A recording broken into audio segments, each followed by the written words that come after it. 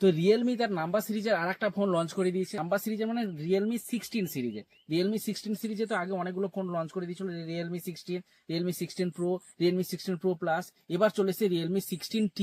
হয়তো তোমাদের মনে আছে যে রিয়েলমি 16 এর একটা নতুন ফিচার্স নিয়ে এসেছিল, মিরর সেলফি বলে। সেই মিরর সেলফি ফিচার্সটা কিন্তু এই রিয়েলমি 16T-তেও ব্যাক করেছে, শুধু ডিজাইনটা হালকা চেঞ্জ করে দিয়েছে। বাকি কিন্তু মিরর সেলফিটা পিছনে কিন্তু এখনো আছে ক্যামেরা সেটআপের সাথে। এই ফোনটি রিভিউ করার আগে একটা জিনিস বলে রাখা ভালো, কারণ এখন সব ফোনের দাম বেড়ে যাচ্ছে, তাই প্রাইস অনুযায়ী অনেকের ক্ষেত্রে কিন্তু এই ফোনটির ভ্যালু ফর মানি লাগতে নাও পারে। তো কিন্তু প্রাইস সব ফোনেরই প্রাইস কিন্তু অনেকটাই বেড়ে গেছে। আর এই ফোনটিতে রিয়েলমি সাধারণত তিনটি জিনিসের উপর বেশি নজর দিয়েছে।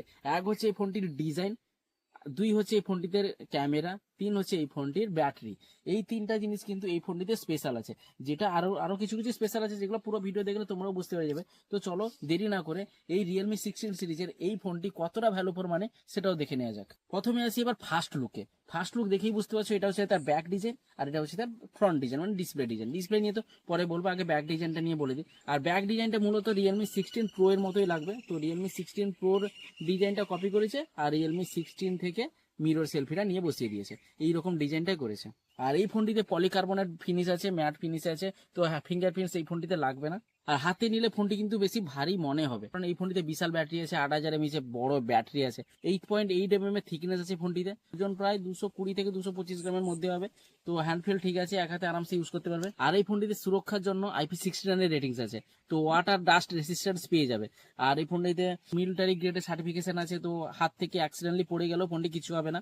ফোনটিতে কিন্তু অ্যামোলেড ডিসপ্লে নেই। ফোনটির বাজেট অনুযায়ী অনেকে বলবে কেন অ্যামোলেড ডিসপ্লে নেই, এই ফোনটিতে কিন্তু সত্যিকারে অ্যামোলেড ডিসপ্লে নেই, IPS LCD ডিসপ্লে আছে, কিন্তু কোয়ালিটি ভালো আছে। 6.88 ইঞ্চির HD প্লাস এর ডিসপ্লে আছে। তো 144 হার্টসের রিফ্রেশ রেট যদিও বলছে, কিন্তু সব অ্যাপ তো 144 হার্টসের রিফ্রেশ রেট সাপোর্ট করবেই না, তো 120 হার্টসের রিফ্রেশ রেট বলতেই পারো। স্ক্রলিংটা অনেকটাই বেশি স্মুথ, মানে খুব স্মুথলি কিন্তু এক্সপিরিয়েন্স পাবে। মানে কোনো কিছু অ্যাপ ইউজ করো বা কোনো কিছু অ্যাপের ভিতরে স্ক্রল করতে পারো, সবকিছু কিন্তু স্মুথলি চলবে। দেখতেই পাচ্ছ ইউটিউবে ভিডিও ভালোভাবে চলছে, ব্রাইটনেস ঠিক আছে, আমি আউটডোরেও দেখাচ্ছি ব্রাইটনেস ঠিক আছে।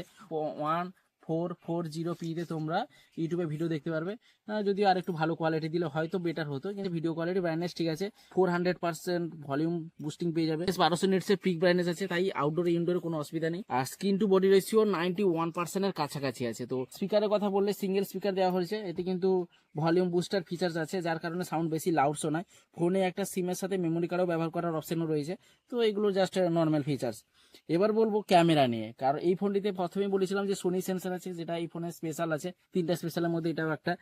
তো পিছনে রয়েছে 50 মেগাপিক্সেলের ডুয়েল, 50 এবং 2 মেগাপিক্সেলের ডুয়েল ক্যামেরা সেটআপ, যেটাতে আছে প্রথম যেটা মেন ক্যামেরা সোনির IMX852 সেন্সর। আর সামনে রয়েছে 16 মেগাপিক্সেলের সেলফি, আর মিরর সেলফির সাথে তোমরা ব্যাক ক্যামেরাকেও সেলফি হিসেবে ইউজ করতে পারো। আর এই ফোনে কিন্তু কোনো OIS নেই, ভিডিও রেকর্ডিং এর সময় কিন্তু কোনো OIS নেই। 1080p তে তোমরা ভিডিও রেকর্ডিং করতে পারবে, সামনে বলো পিছনে বলো, কোনো OIS নেই। তো তোমাদের কোয়ালিটি দেখাচ্ছি, এটা যেটা দেখতে পাচ্ছ এটা ব্যাক ক্যামেরাতে ভিডিও রেকর্ডিং হচ্ছে, ক্যামেরাতে 1080p তে তোলো, ব্যাক ক্যামেরাতে জুম হচ্ছে। আর এটা যেটা দেখতে পাচ্ছ এটা সেলফি ক্যামেরাতে, কোয়ালিটিতে দেখো OIS নেই, এমনি কোয়ালিটি ঠিক আছে। আমি পুরো দিনের আলোতেই ভিডিওটা শ্যুট করেছিলাম, তো দিনের আলোতে দেখো কোয়ালিটি ঠিক আছে, এমনি নর্মাল কোয়ালিটি আছে, ডিসেন্ট কোয়ালিটি আছে ক্যামেরা সেটআপে। মেন ক্যামেরার জন্য আর কোয়ালিটি ভালো হয়েছে, কিন্তু OISটা দিলে আরো ভালো হতো। বড় সোনি সেন্সর থাকার কারণে আলোতে ইনডোরে বেশ ভালো এবং কালারফুল ছবি উঠবে। ভিডিওর ক্ষেত্রে উভয় ক্ষেত্রে তো বললাম যে 1080p 30fps এ তোমরা ভিডিও রেকর্ড করতে পারবে, 4K সাপোর্ট দিলে অনেকটা বেটার হতো। আর এছাড়াও ক্যামেরাতে pop up out, night mode, ক্যামেরাতে ল্যান্ডস্কেপ মোড এবং ক্যামেরাতে যা যা ফিচার্স পাবে, ফিচার্স থাকে রিয়েলমি ফোনে, সেই সব ফিচার্স কিন্তু এই ফোনটিতেও পেয়ে যাবে। সব রকম ফিচার্স এই ফোনটিতে আছে। 10x পর্যন্ত ফটোতে জুম করতে পারবে, তবে প্রোটেটে কোনো জুম নেই, একটাই প্রোটেট মোডে তোমরা ফটো তুলতে পারবে। কোয়ালিটি ঠিক আছে, তবে হিউম্যান বডিতে কোয়ালিটি আরো বেটার হতে পারতো, কিন্তু আর এমনি ন্যাচারাল ফটো মাইন্ড ব্লোয়িং, কোনো রকমের কথা হবে না। ফুলের ছবিগুলো তোমাদের দেখাচ্ছিও, পুরো ডিটেলিং ব্যাপক আছে, কালারফুল আছে, ডিটেলিং ভালো আছে। এবার বলবো এই ফোনটিতে প্রসেসর। আর 16 সিরিজের প্রসেসর যেরকম থাকে এই ফোনটিতেও সেরকম ভালো প্রসেসর আছে। গেমিং প্রসেসর বলতে পারো, 6 ন্যানোমিটারের বেস্ট MediaTek Dimensity 6300 এর প্রসেসর আছে, যেটা পারফরমেন্স লেভেল ডিসেন্ট আছে, 5G প্রসেসর যদিও। আর এটি একটি ডিসেন্ট প্রসেসর, আন্তত স্কোর প্রায় 6.3 লাখের কাছাকাছি তোমরা আন্তত স্কোর পেয়ে যাবে। আর BGMI বা ফ্রি ফায়ারের মতো গেম এতে স্মুথ চলবে, স্মুথ এক্সট্রিমে, অর্থাৎ 60 FPS এ তোমরা গেম খেলতে পারবে।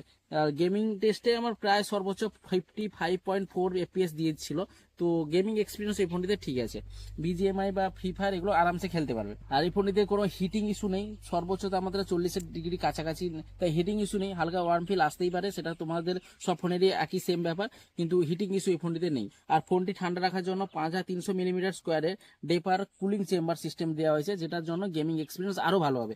আর এই ফোনটিতে LPDDR4X এর র্যাম ট্যাব আছে, আর UFS 2.2 এর স্টোরেজ টাইপ আছে। আর এই ফোনে আর একটা হাইলাইটিং হচ্ছে এই ফোনটিতে ব্যাটারি 8000 mAh এর মনস্টার ব্যাটারি আছে, যেটাতে 35 ওয়াট চার্জিং আছে, যেটা ভুক চার্জিং বলতে পারো। এই সেগমেন্টে অন্যতম বড় ব্যাটারি, মানে এই প্রাইসে এত বড় ব্যাটারি হয়তো অন্য কোনো কোম্পানিতে বা অন্য কোনো মডেলে পাবে না। মানে হেভি ইউজের ক্ষেত্রেও একদিনের ব্যাটারি ব্যাকআপ আরামসে পেয়ে যাবে। আর এই ফোনটিতে সফটওয়্যারে গেলে Android 16 এর আপডেট আছে, Realme UI 7 এর আপডেট আছে। তো OS এক্সপিরিয়েন্স ডিসেন্ট, কারণ এই ফোনটিতে অনেক প্রি ইনস্টল অ্যাপ আছে।